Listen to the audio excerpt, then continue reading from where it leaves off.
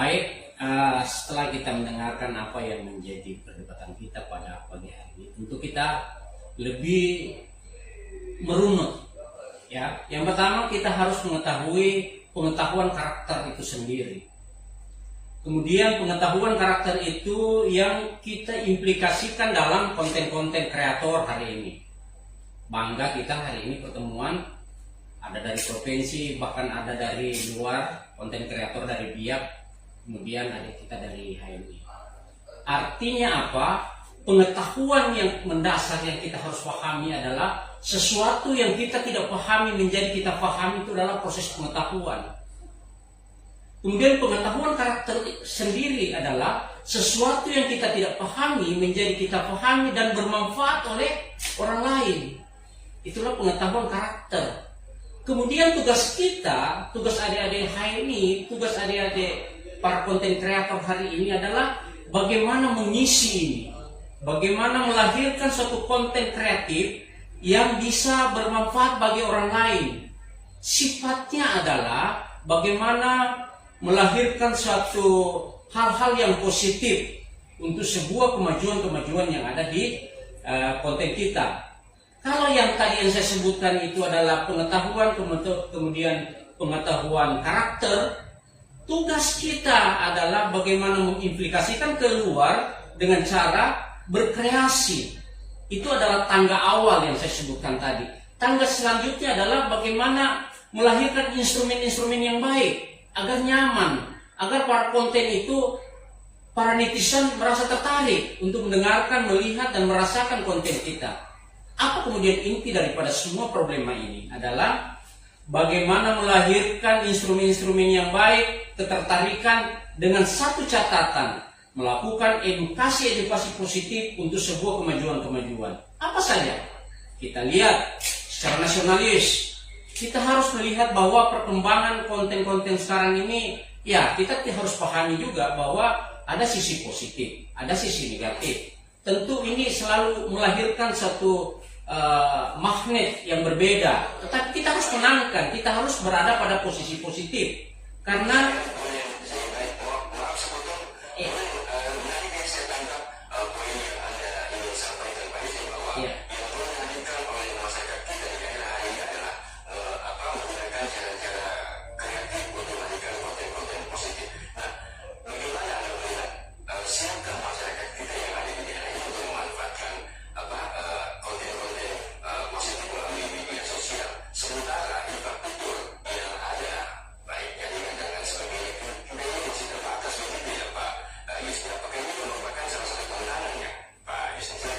ya, memang kita harus sadari bahwa hari ini jaringan kita masih terbatas.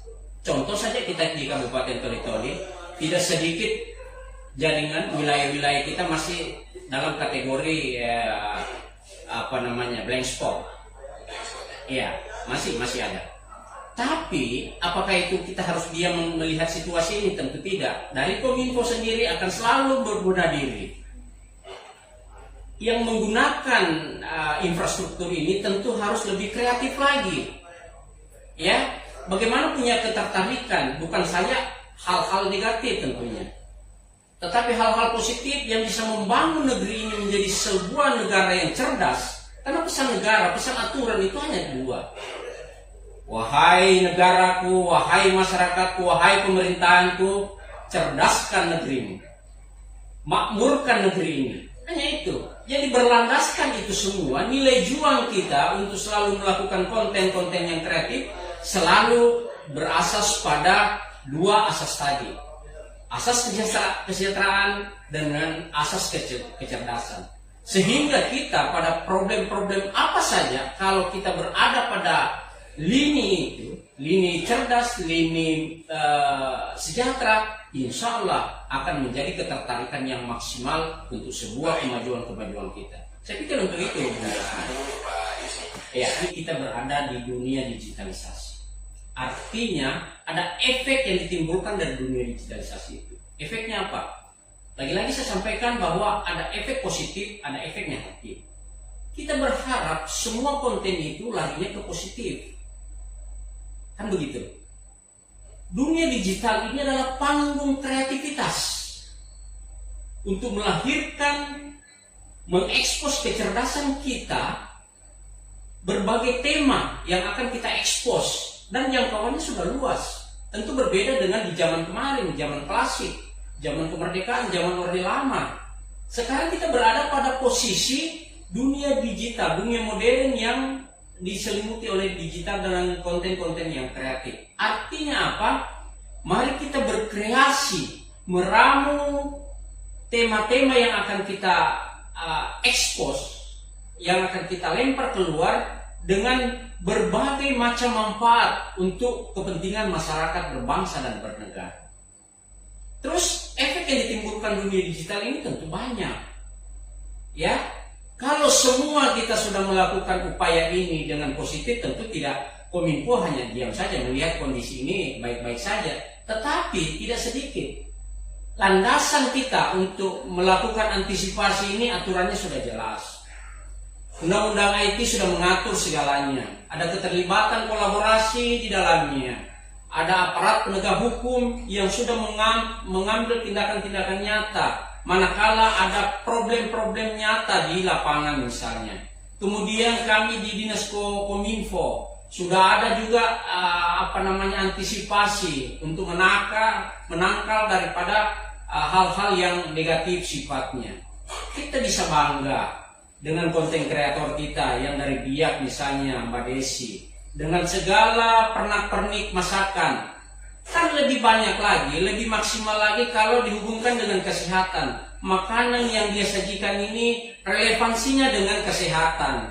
Makanan disajikan ini ada relevansinya dengan alam kita. Tidak perlu kita harus ini dan itu. Sehingga apa yang dirasakan oleh Mbak Desi yang ada di Singapura, di Biak sana Papua, tentu merupakan bagian positif yang harus kita kembangkan, harus kita ini. Nah,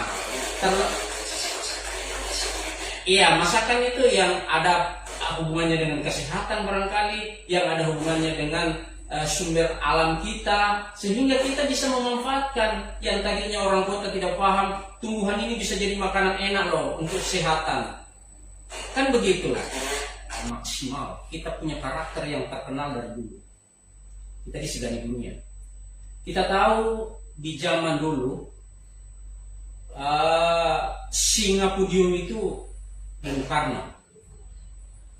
Kemudian macan Asia itu Indonesia. Artinya apa?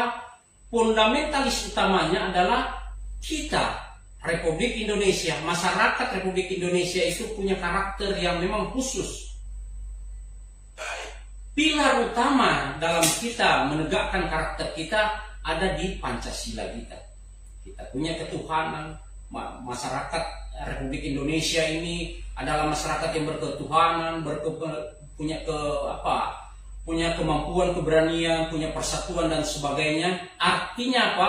Fundamentalis utama kita dalam menciptakan karakter bangsa itu sangat-sangat kuat.